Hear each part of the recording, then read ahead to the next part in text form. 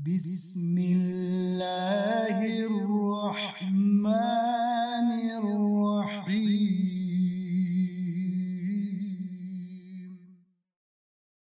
بسم اللہ الرحمن الرحیم۔ عالم نسوان میں ایک ایسی شخصیت اور ایک ایسا وجود ہے حضرت فاطمہ معصومہ قم سلام اللہ علیہا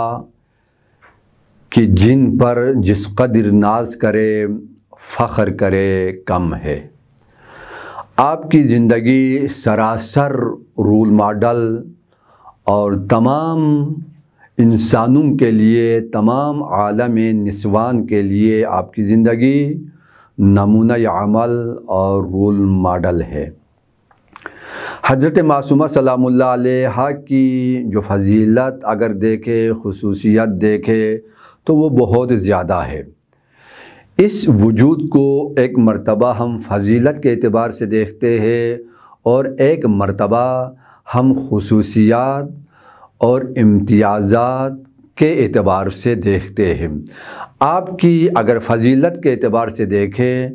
تو آپ کے بارے میں امام صادق علیہ السلام، امام موسیٰ کاظم علیہ السلام، امام رضا علیہ السلام اور امام محمد تقی علیہ السلام،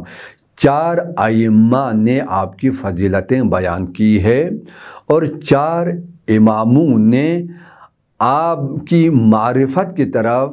سب کی توجہ دلائی ہے اور فرمایا کہ حق معرفتہا، یعنی جس طرح حضرت معصومہ کی معرفت حاصل کرنے کا حق ہے،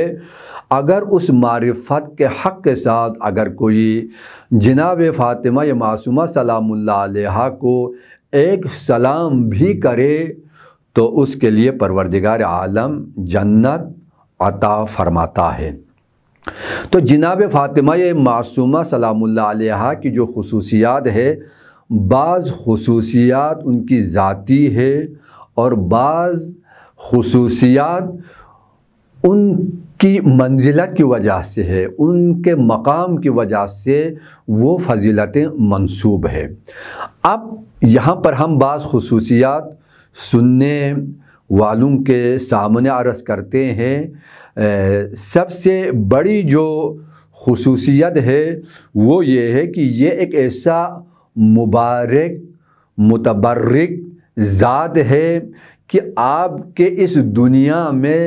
آنے سے 45 برس پہلے کہ ابھی آپ کے والد گرامی امام موسیٰ کاظم علیہ السلام بھی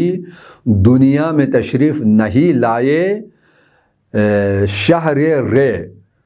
جہاں پر شاہ عبدالعظیم حسنی مدفون ہے،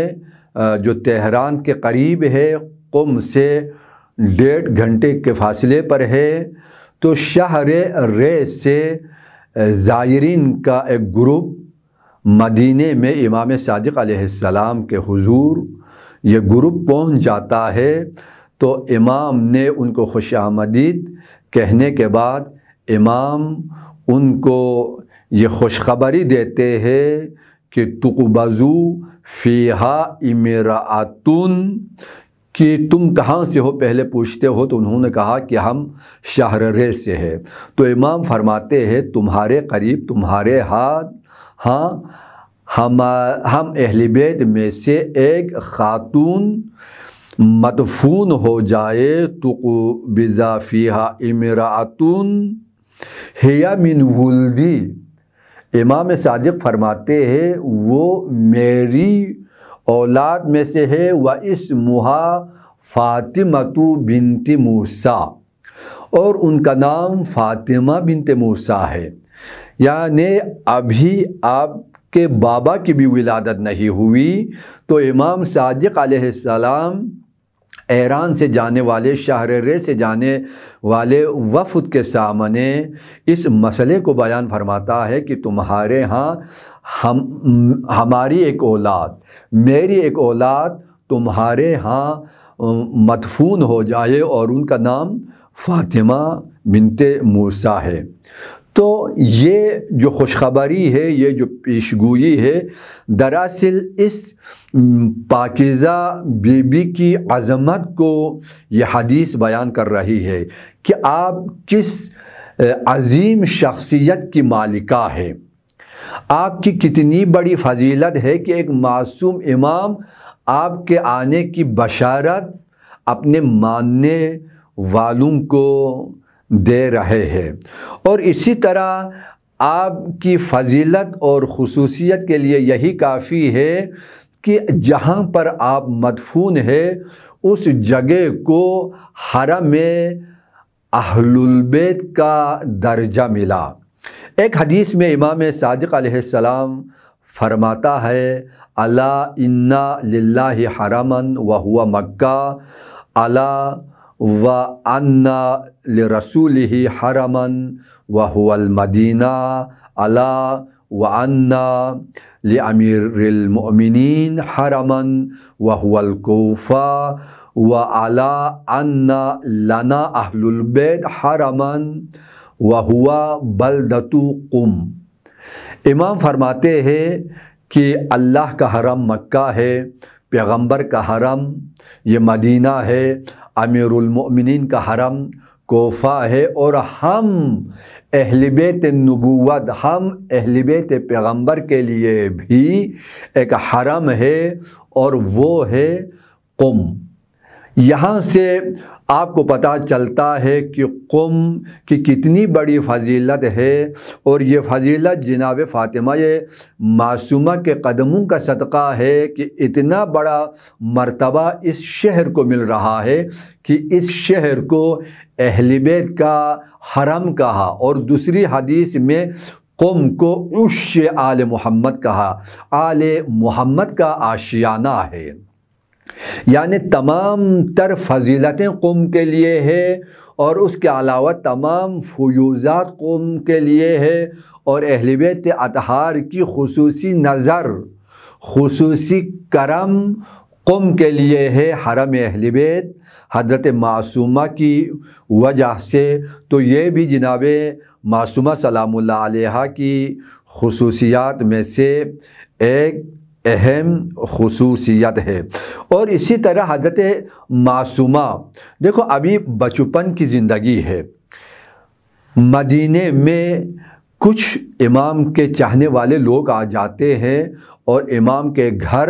یہ لوگ چلے جاتے ہیں کچھ شرعی مسائل پوچھنے کے لیے، لیکن امام مدینے سے باہر تشریف فرما ہوتے ہیں تو وہ لوگ یہ مسائل جو لکھ کر لائے تھے حضرت فاطمہ معصومہ سلام اللہ علیہا کے حوالے کر کے وہ لوگ چلے جاتے ہیں، اور 2 دن بعد دوبارہ لوٹ آتے ہیں تاکہ مسائل کا جواب لے لے۔ لیکن امام کاظم علیہ السلام ابھی مدینے سے باہر تشریف فرما ہے، تو جناب معصومہ سلام اللہ علیہا اس زمانے میں آپ کی عمر انتہائی چھوٹی عمر کی آپ مالکہ تھی، تو جناب فاطمہ معصومہ سلام اللہ علیہا نے ان کے تمام شرعی مسائل کا جواب لکھ کے ان کے حوالے کیا، اور وہ لوگ خدا حافظی کر کے جب مدینے سے باہر نکلے تو راستے میں امام موسیٰ کاظم علیہ السلام سے ان کی ملاقات ہوتی ہے،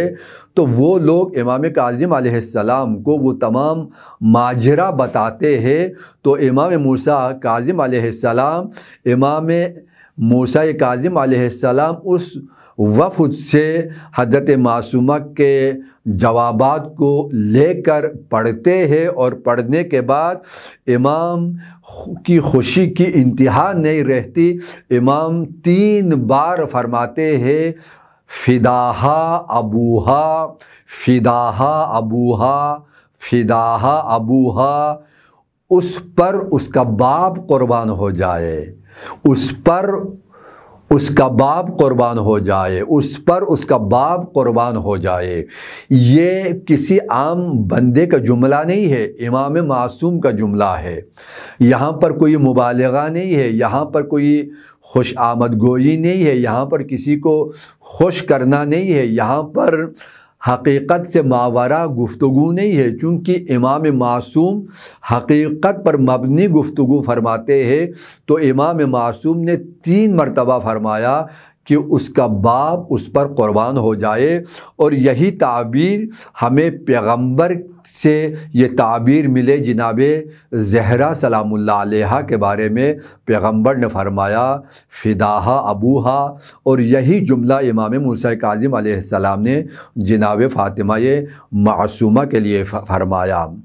تو یہاں سے ہمارے سامنے جناب فاطمہ معصومہ کی علمیت سامنے آ جاتی ہے کہ آپ کی کتنی علمیت ہے۔ دراصل آپ کسی مدرسے میں نہیں گئی، آپ نے کسی سے نہیں پڑھا، بلکہ آپ وہ عالمہ ہے جو کسی استاد سے پڑھے بغیر علم لدنی کی آپ مالکہ ہے۔ پروردگار نے اپنے ہاتھ سے آپ کو علم دیا ہے، اور یہی علم دینا ایک جناب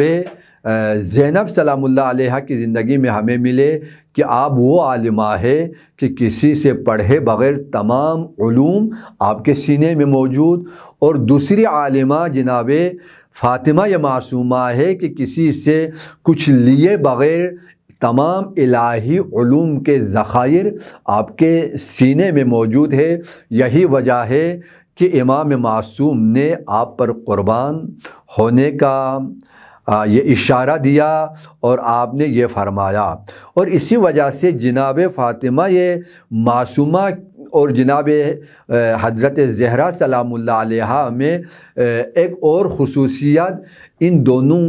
کی زندگی میں مشترک ہے۔ وہ خصوصیت کیا ہے؟ محدثہ ہونا۔ جس طرح جناب زہرا سلام اللہ علیہا کو کہتے ہیں محدثہ، اور اسی طرح جناب فاطمہ معصومہ سلام اللہ علیہا بھی محدثہ تھی۔ آپ جو احادیث بیان کرتی ہے، لیکن یہاں پر توجہ اور جس اہم نقطے کی طرف میں آپ سننے والوں کی توجہ مبذول کرنا چاہتا ہوں وہ یہ ہے کہ جناب معصومہ سلام اللہ علیہا نے جو اہم ترین احادیث جو بیان کی ہے وہ جناب زہرا سلام اللہ علیہا سے وہ روایتیں بیان کی ہے، اور ان میں سے ایک اہم ترین روایت حدیث غدیر ہے، اور روایت کرتی ہے، اور اس کے بعد حدیث منزلت وہ بھی امامت پر اس کی دلالت ہے، خلافت پر اس کی دلالت ہے، پیغمبر کے بعد بلا فصل ہونے پر حدیث منزلت کی دلالت ہے۔ تو حدیث منزلت کے راوی بھی جناب فاطمہ معصومہ ہے، اور یہ حدیث بھی آپ جناب زہرا سلام اللہ علیہا سے بیان فرماتی ہے۔ اور اسی طرح ایک اور حدیث جو آپ جناب زہرا سلام اللہ علیہا سے بیان فرماتی ہے وہ کیا ہے؟ من ماتا علی حبی آل محمد ماتا شہیدا، جو آل محمد کی محبت لے کر مرے وہ مرتا نہیں ہے، وہ زندہ ہے، وہ شہید ہے، وہ شہادت پاتا ہے۔ تو اس حدیث کو بھی جناب معصومہ سلام اللہ علیہا نے جناب زہرا سلام اللہ علیہا سے آپ نے یہ روایت کی، تو اس اعتبار سے آپ کو محدثہ بھی کہا جاتا ہے۔ اور آپ کے حرم مبارک سے جو کرامات ظاہر ہو جائے، جو فیوزات اور جو برکتیں ہیں، کوئی حد و حصر نہیں ہے۔ قم اگر آج علم کا اگر مرکز بنا ہے تو جناب فاطمہ معصومہ کے قدموں کے صدقے میں قم علم کا مرکز بنا ہے۔ آج پورے عالم میں تمام علوم اسلامی کا جو مرکز ہے وہ قم ہے۔ قم کے مقابلے میں دنیا میں کہیں پر کوئی علمی مرکز نہیں ہے۔ سب سے بڑا دنیا کا مرکز قم ہے علم کا، اور یہ حضرت فاطمہ کے قدموں کی وجہ سے ہے۔ اور یہاں پر جو کرامتیں ظاہر ہو جائے ان کرامتوں کی وجہ سے، ان فیوزات کی وجہ سے آپ کو کریمہ اہل بیت بھی کہتے ہیں۔ جس طرح امام حسن کو کریم اہل بیت، آپ کو کریمہ اہل بیت سے بھی یاد کرتے ہیں۔ تو آپ کی سیرت بھی ہماری زندگی کا حصہ ہونا چاہیے۔ والسلام علیکم ورحمۃ اللہ وبرکاتہ۔